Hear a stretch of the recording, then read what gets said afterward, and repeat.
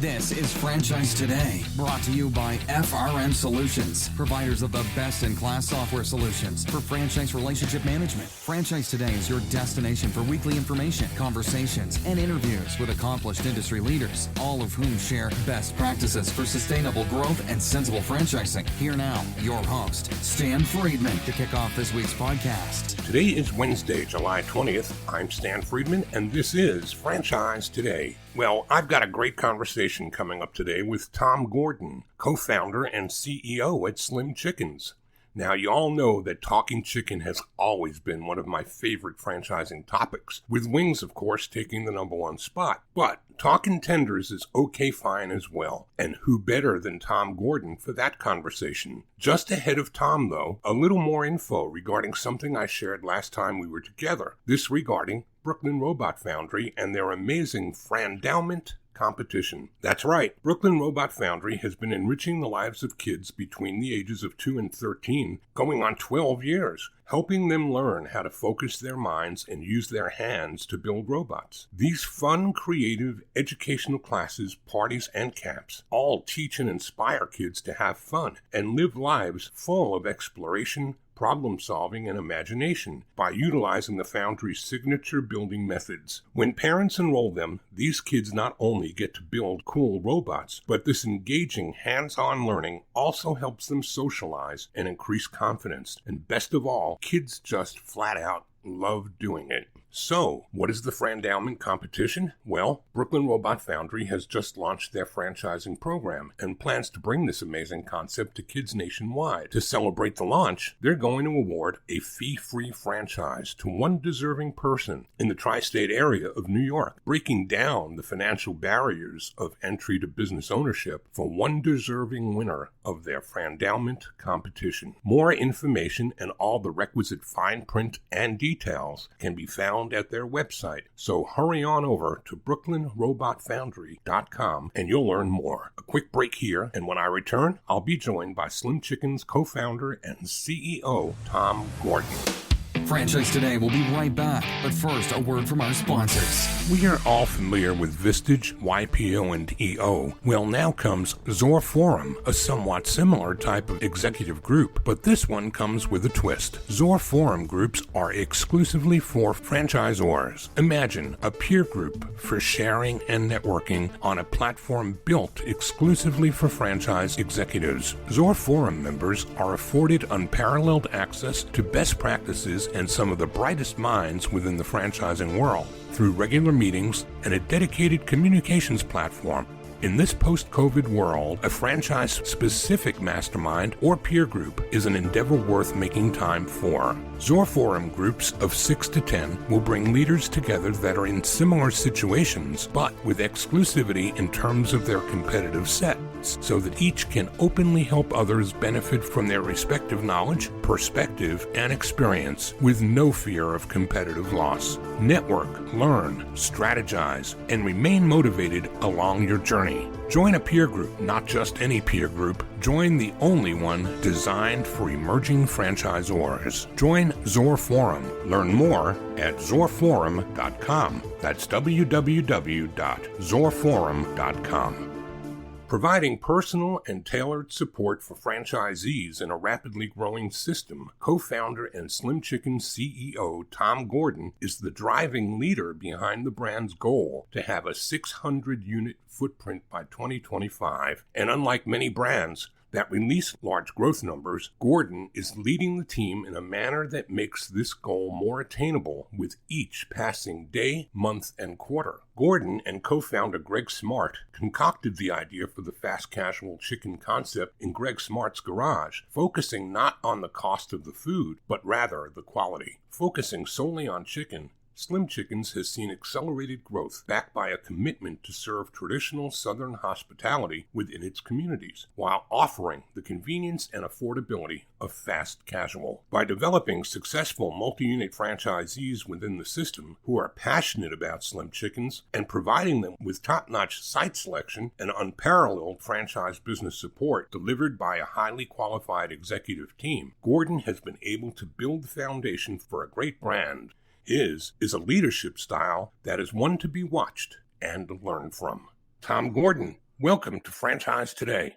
Thank you very much. Glad to be here. I'm happy to have you here. Been really hearing just a whole lot of wonderful things about this brand and waiting with anticipation for one to find its way into the Atlanta metro. You can tell us more about those plans as we roll out today. But I'm really pleased to make your acquaintance. I've heard a lot of wonderful things about Slim Chickens. Well, thank you very much. I've heard your name for a long time and glad to finally have a chance to talk to you. Well, the pleasure's all mine. So what we're going to do is just start as I always do and ask you to roll us back to the beginning of time when you and Slim Chickens, maybe it was something before Slim Chickens, when you and franchising actually found one another. And if that was with Slim Chickens, so be it. But you tell us, how did that all look and when? Well, there's a couple of different trails that led us to franchising here today. You know, my college education at TCU in Fort Worth was in finance and real estate. And my first real job was, an intern headed towards full employment at Merrill Lynch in Fort Worth, Texas, which, after cold calling old folks for bonds for a few weeks, didn't really sit well with me. And we moved on to the restaurant business, which, as we all know, once you get into it, you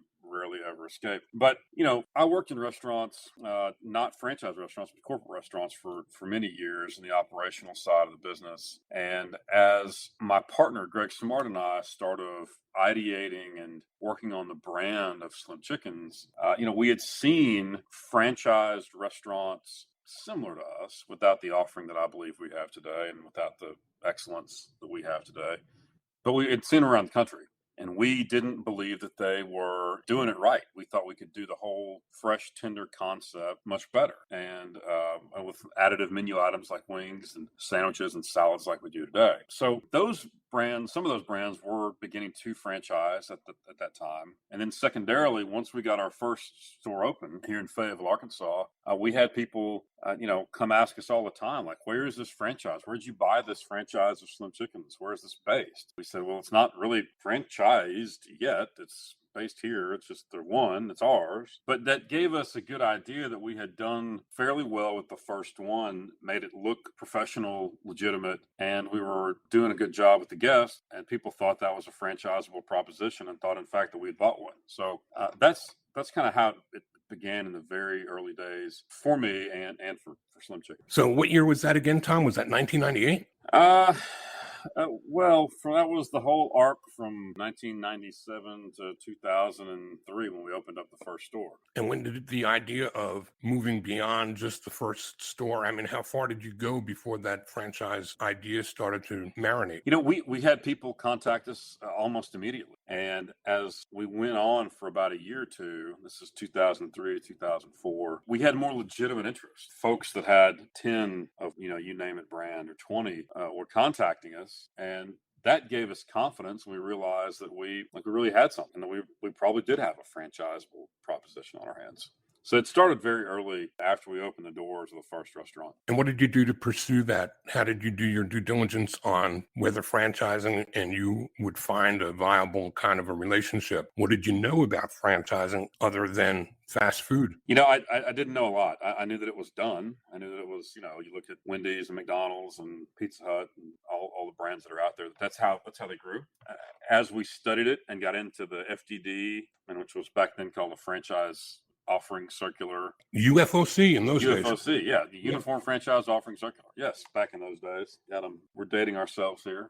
But, we invested dollars in legal. We had some writers pull together some of the first drafts. Greg and I polished up those drafts and got them in the shape that we wanted them. And, because we started off as one store without really any money, it seemed like a good way, and it proved out to be a good way to expand the brand in kind of a less capital intensive manner because we're kind of young guys and didn't have any capital. And that was the reason we pursued that strategy along with building some other corporate restaurants. So interesting that you and I have some parallels here that I wasn't aware of. I entered the chicken business in 2003 and stayed in it for 4 years before selling my interest in a company then known as Wing Zone, still out there now. Capriotti's just acquired them. Yeah. But in 2003, the chicken wing segment was really just exploding. And I think that Buffalo Wild Wings gave us a gift when they went public,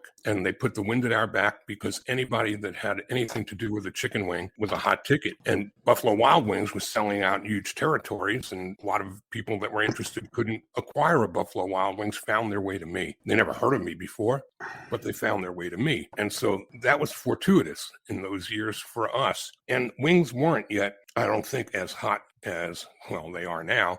And I look at the tenders segment, and I look at the growth and the explosive growth, and continues to get wider and broader. So there has to be cultural pieces to your business in addition to the menu itself that endear consumers to you. What are some of the glue that holds it together from the consumer's proposition, Tom? I think that from the beginning, because Greg and I worked in the restaurants, the level of service and friendliness was second to none, because we had to be there and we had to make sure it was great. It was those moments where we were running our company, but it was one restaurant, and if it didn't work, it was bankruptcy for everybody.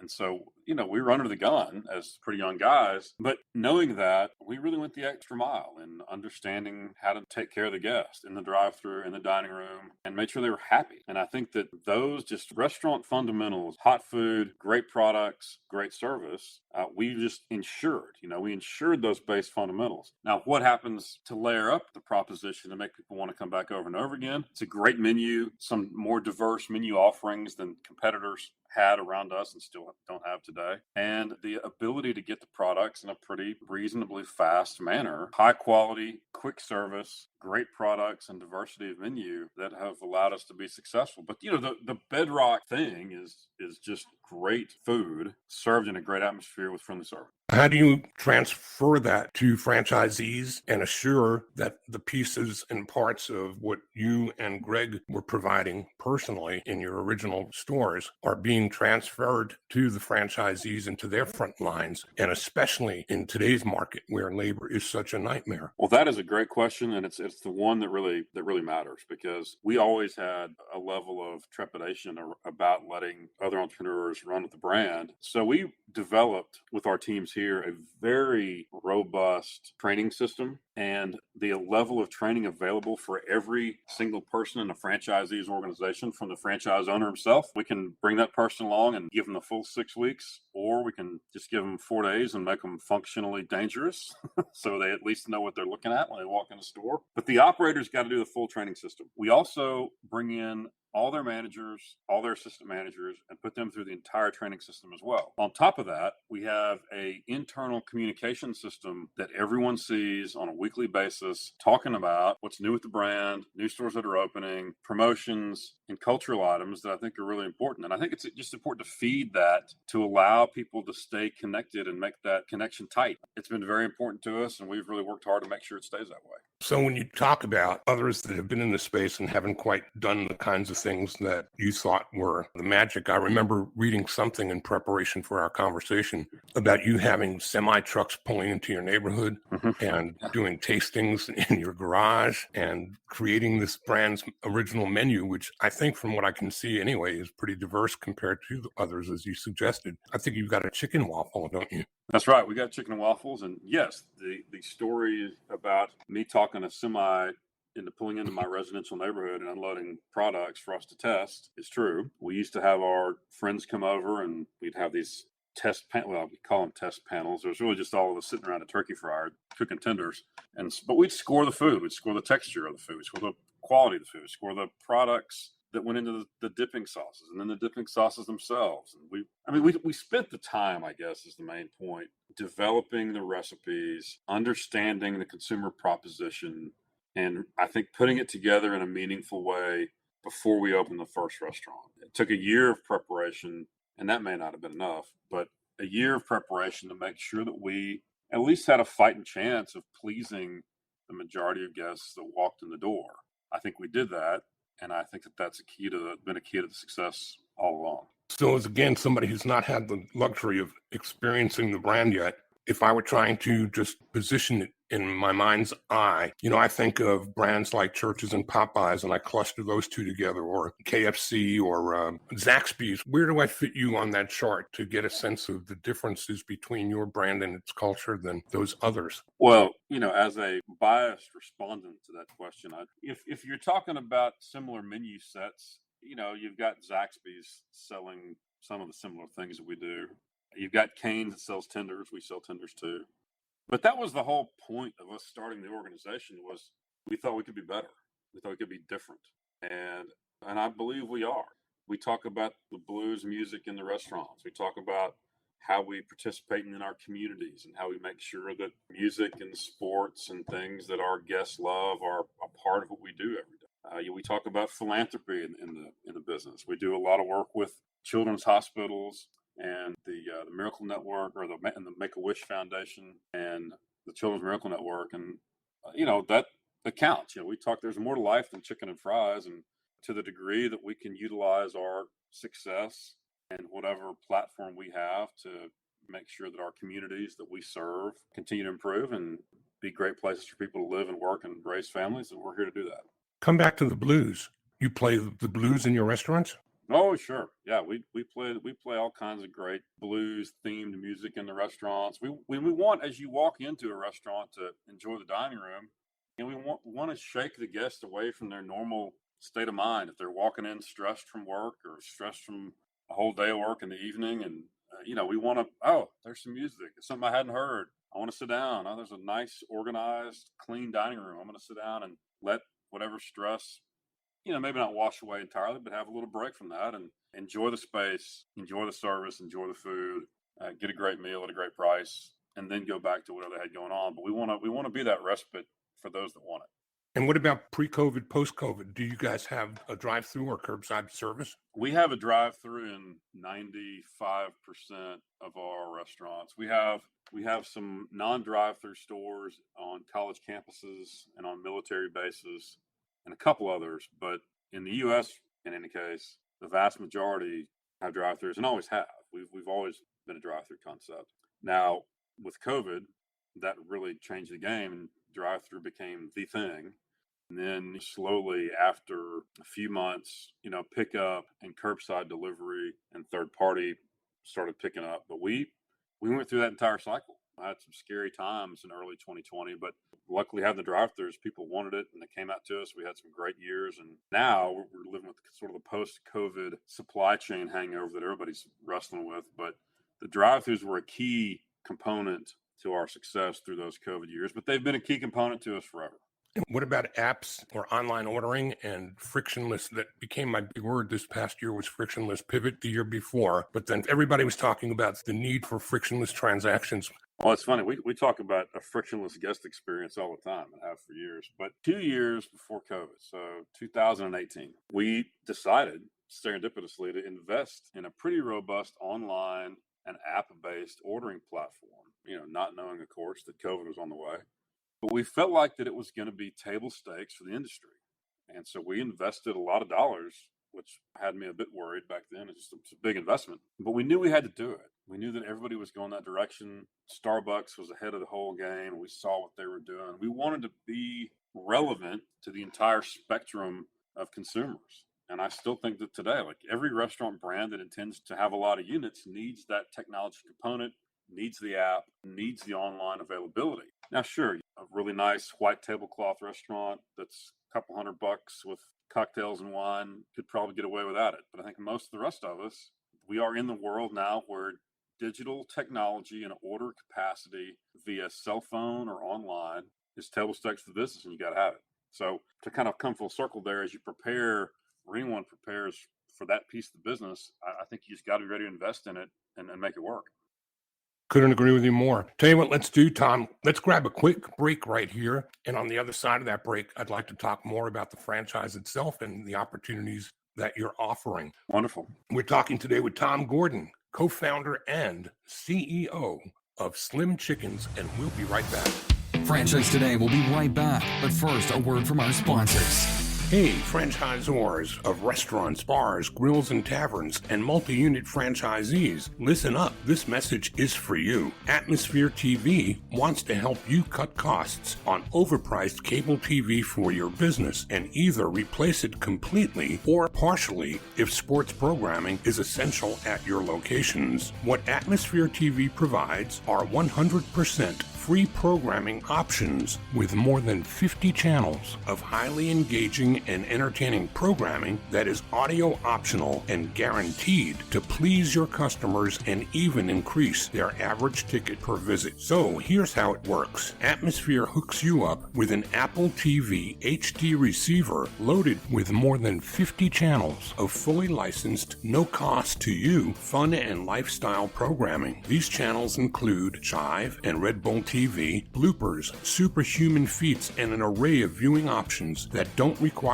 sound to be enjoyed. And this offer is not just limited to restaurants or bars. No, any business with a TV screen in its waiting room can benefit from Atmosphere's free programming offer as well. So what are you waiting for? Cut the cord on overpriced cable and get Atmosphere TV with its 100% free, engaging, and entertaining programming options. Keep your guests happy while they wait to see you instead of watching the clock and their wait times. Chiropractors, doctors, dentists, auto repair shops, anyone with TVs in your waiting rooms, jump onto this amazing offer today. And if you text the word franchise to 474747, Atmosphere will waive the $100 setup fee for the Apple TV HD receiver that they'll ship to you as well at no cost. Atmosphere TV, changing the way businesses view television. Find them online at atmosphere.tv, and remember, text franchise to 474747 for the no-charge Apple receiver. Cut the cord and get rid of cable today with Atmosphere TV.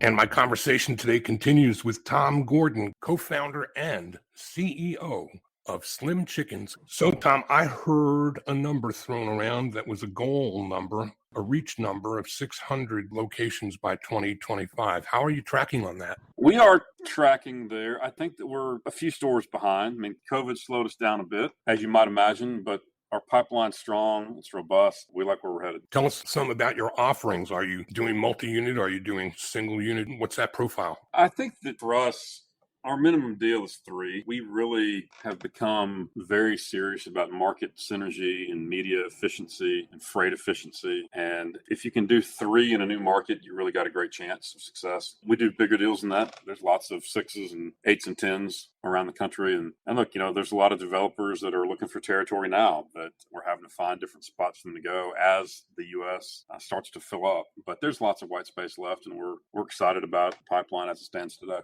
Just doing a cursory glance around your locations on your website, it looked to me like you focus on suburban or secondary markets. Is that correct? I think it's right. We'll always have the option to go into the top tier markets. But as I said, with media efficiency being really an important piece of the puzzle, those top 10 U.S. markets are expensive media-wise. And you really got to have a good plan, a good franchisee or group of franchisees that are ready to work in lockstep to kind of dive into that market and make sure it works right. Because look, they're competitive, they're challenging. Real estate's expensive, media is expensive, people are expensive, and we want to ensure the best opportunity for success for our franchisees. So we work well with them and really give them our perspective on where success is most likely. And, we do the balanced potential work in their market that they request, and we let them know what we think. And I think that's been a good strategy so far. Are you working with multiple franchise owners that have investments in other brands that are non-competing, or are you shying away from that? No, almost every franchisee we have has another non-competing brand in their portfolio. Our typical franchisee has 20 or 30 or 50 of something else. And they typically need a place to deploy capital. They've run out of geography with their current brand and don't want to hopscotch over states or find faraway stuff that's hard to manage. Or some of them have exited one brand or a couple of brands, but still have retained a brand or two and also retained their infrastructure. So that's the typical profile. We like that.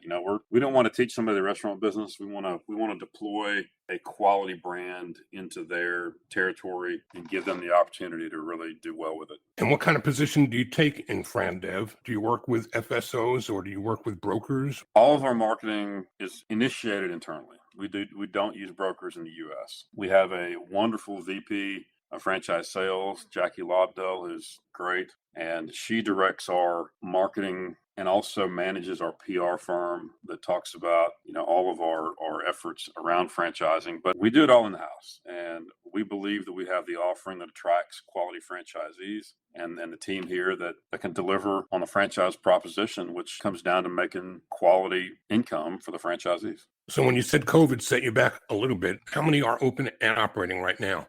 We've got we've done 170 openings, and just for clarity's sake, we have 23 of those in the United Kingdom. And then what about in queue, sold but not yet opened? I think the pipeline is around 900. Well, you are well on your way. We're on the way. It's That's a lot great. of work, and we got to keep the train on the tracks moving down. But we've been very fortunate. But as I mentioned, we've got the right mix of support, training, franchisees, customer proposition, and great food to be successful anywhere. And you just mentioned the UK. Any place else across the pond, or is that it so far? So far, just the UK. We've got a great partner over there. They are going very fast. They're going to open a lot of restaurants for us over the next 10 years, and we couldn't be more pleased with that partnership. They've been great partners, and really, it's been a lot of fun to work with. What's your philosophy on international partnerships? How do you work your businesses with those international partners? Are they sourcing and doing distribution and everything on their own there? It kind of depends on the country. You can export from the U.S. to a lot of places, but Europe typically you can't. You gotta work and figure out your supply chain all from an internal basis across the majority of Europe. What we want to make sure we do is deliver the same level of quality product and the same diversity of menu that has allowed us to be successful here. And sure, there are a few tweaks as you go international in all countries, but we've done it. The international business has been really good for us so far, and we're just focused on the UK, supporting those guys and making sure they get what they need out of us because they have great aspirations over there. How's the competitive set in your space over in the UK? How popular have fried tenders become? Are they comparable to wings, or is it a little behind wings, or how does that look? I think it's a bit behind. I mean, there's plenty of chicken competitors over there. A lot of them are local. The ones from the U.S. include KFC and a few other ones, but KFC's got a big footprint there. But poultry is a worldwide product. There's no religious or socioeconomic objection to chicken anywhere. So it is utilized all across the UK and all across Europe. But that's where our very specific menu mix, product set, and level of quality, I think, gives us the advantage, and we're happy to be over there. Well, a couple of years ago, it wouldn't have been a tough question to ask somebody in a position like yours to take a look out 3 to 5 years and forecast, what do you see on the horizon? But in today's political climate and our post-COVID world, I don't know that 3 to 5 years is a fair or reasonable expectation. But I'm going to ask you anyway, Tom, what do you see out there over those mountaintops? In terms of Slim Chickens or the industry in general? Well, a little bit of both. Okay. In terms of Slim Chickens, there are always challenges. And I tell my team all the time that we have a long way to go, and there will be crises aplenty that pop up. It's our industry. It's how it works. But that said, our position is great. Our team is excellent. Our leadership, I think the team that we have in place to lead the organization is fantastic. And we care about our franchisees, which is the most important thing. They know that we care about their business. We care about their bottom line. We care about their people. And our role is to support the franchisees. In terms of the industry, I think what you're going to see is continued development of experiential concepts. I think that people want more exotic and more experiential concepts in a localized or smaller fashion and footprint. I think that you're going to see more kind of international flavors come into franchising in the QSR space over the next few years, and more diverse and interesting dining options and interiors and experiences inside the restaurants. I'm not one that subscribes to dining rooms are going away. That's just not the case. I think that the experience inside and outside the restaurant will continue to evolve, and those who can execute at a high level, creating a really great experience, and that additional layer of intriguing, spicy profiles, international profiles, just really diverse food type profiles, I think are going to be winners in the future. Awesome. Tom, what have I not asked you that you wished I did? Oh my, that's a good question. Often people ask me, are you worried about the labor and the shortage of labor? And I tell them that I was. It seemed tougher some months ago. This summer's felt pretty good. I think that we have a good place to work. I think we have a great way to take care of and reward our team members in the restaurants. I also like to tell people that we're still looking for great franchisees. We need awesome people all around the United States to fill in some of the spots. And we want to be that franchisor that people love, not the franchisor that people hate, which happens a lot in our industry. Franchisors get too big for their britches and start doing things not in the interest of the franchisees. And as long as I'm in this seat, that's not going to happen. So we need great people with us all the way down the road. Well, what a great segue to the next question. How about some contact information for those who want to learn more? Yeah, sure. The website is slimchickens.com. And there's a link to our franchise page as well. We are happy to have you take a look. Please get in contact with us. Jackie or someone on her team will respond to you. And we always look forward to making new acquaintances and trying to find new franchisees. Awesome. Well, Tom, I appreciate you carving out some time today to share a little more information with us about Slim Chickens. I will wait with anticipation for one to find its way to Cobb County or Fulton County, Georgia. And hopefully Jackie's on her way to fulfilling that dream for me, and we'll be able to talk again after I've had a taste. That'd be great. Thank you so much for having me. Thank you, Tom. Tom Gordon, CEO and co-founder of Slim Chickens. Well, there it is. That's a wrap for today. Next week, I'm back to do it all again when we are joined by the leader of the largest veteran franchise system in the nation. That's right, Jerry Flanagan, co-founder and CEO of J-Dog Brands, joins us right here next week on Franchise Today. Until then, I'm Stan Friedman wishing you the best, the very best of all things franchising, and Franchise Today is out. Franchise Today is a production of FRM Solutions, providing best-in-class CRM tools to empower relationships with prospective and existing franchisees. No excuses, just solutions. Find them online at frmsolutions.com. Join Stan every Wednesday at noon Eastern for another live episode of Franchise Today. Or, as always, download episodes on demand at blogtalkradio.com or iTunes. When it's PCS time, you know the drill. Pack, research the new base, get the kids in school, because family supports family. At American Public University, we support military families with flexible, affordable online education that moves with you. As a military spouse, your tuition rate is the same as your partner's, just $250 per credit hour.